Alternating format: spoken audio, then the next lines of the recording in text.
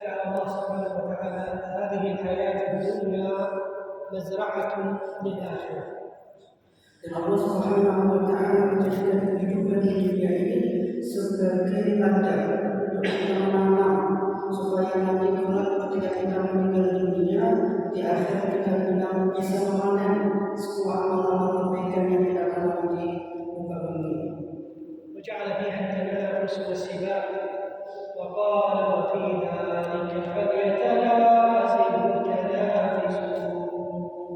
Maka kita seharusnya ketika mengetahui akan hakikat daripada kita hidup di dunia, yaitu untuk beribadah kepada Allah, maka harusnya kita semangat berlomba-lomba dalam kebaikan dan berusaha memperbanyak amal kebaikan kita.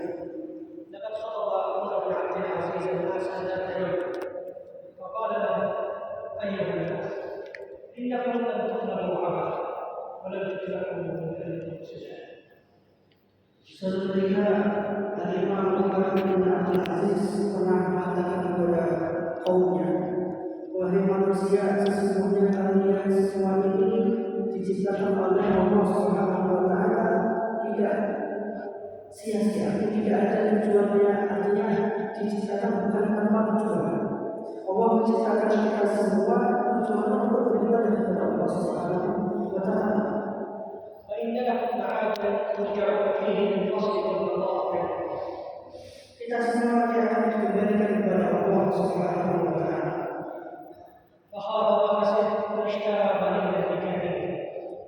Maka rugi sekali ketika kita diberi kesempatan hidup di dunia ini, kemudian kita tidak beramal dengan sesuai yang benar. وفارق الدماء إنكم تشيعون في كل يوم القادم ومالك الله.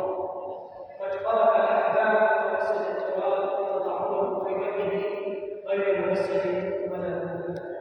Maka kita sama-sama coba kita perhatikan saudara-saudara kita berapa banyak pendahulu kita yang sudah meninggal. Mereka membutuhkan dari kita, maka jangan sampai kita meninggalkan dunia ini tanpa membawa bekal. Maka banyak amal ibadah kita ketika kita masih punya kesempatan hidup di atas dunia ini. ثم يقول إنكم تشيعون في كل يوم قادم الله. قد فرق الأحباب ومسد التراب يضعونه في قبره غير ممسد ولا ممهد مرهونا بعمله تقليلا إلى ما بدل. انتهى كلامه رحمه الله تعالى. Dunia menjauhi kata beliau, kalau seandainya tidak ada dunia, setidaknya anakmu kamu bisa belajar dari adabnya. Ini menunjukkan bahwasanya kewajiban kita sebagai orang tua bahwa mendidik putra putri kita dimulai sejak kecil. Hadirkan majelis-majelis ilmu dan datang kepada para ulama sehingga mendapatkan manfaat dari para ulama. وكذلك إذا الإنسان يريد الصلاح لابنه يصلح نفسه أولا، فإن الأبناء يتعلمون من آبائهم. Kemudian beliau mengingatkan kita perlu berharap memiliki putra putri yang saleh dan baik. Tapi kata beliau perlu diperhatikan juga bahwa kebaikan itu dimulai dari diri kita. Kebaikan itu harus dimulai dari diri orang tua, karena putra putri kita belajar itu meniru dari orang tuanya. كذلك الأب والأم يتقرب إلى الله سبحانه وتعالى بالطاعة والعبادة والدعاء. Maka kita sebagai orang tua harus juga berusaha mendekatkan diri kepada Allah, kemudian senantiasa mendoakan anak-anaknya لأن يصلح أبنائه.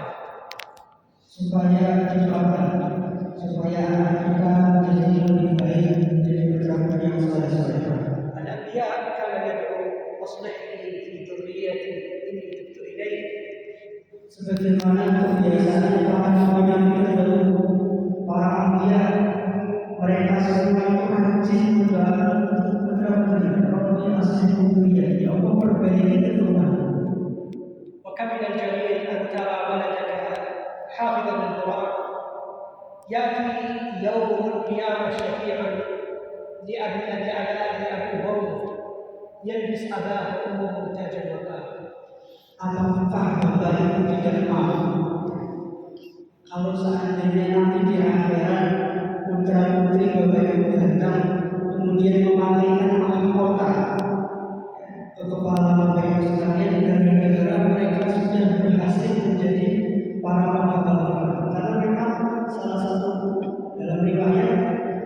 anak-anak yang menghafal Quran ini kelak di akhirat menjadi syafaat untuk kedua orang tuanya.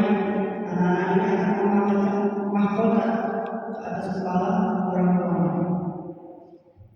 فإن الإنسان بعد ذلك وبعد كل هذا العمل من أجل هذا الابن وبعد أن يدعو الله سبحانه وتعالى، الله سبحانه وتعالى هو الذي يصلح هذا الباب. Setelah kita sebagai orang tua berusaha mendekatkan diri kepada Allah, mendoakan putra putri kita, maka kunci yang kedua kita serahkan semuanya kepada Allah Subhanahu Wa Taala.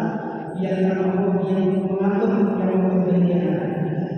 ثم يعمل الإنسان على تزكية نفسه، فإنه إذا انتقل من هذه الدنيا الفانية إلى الآخرة الباقية فإن الإنسان هناك سيقول بنفسه لا ينفعه لا مال ولا ولد.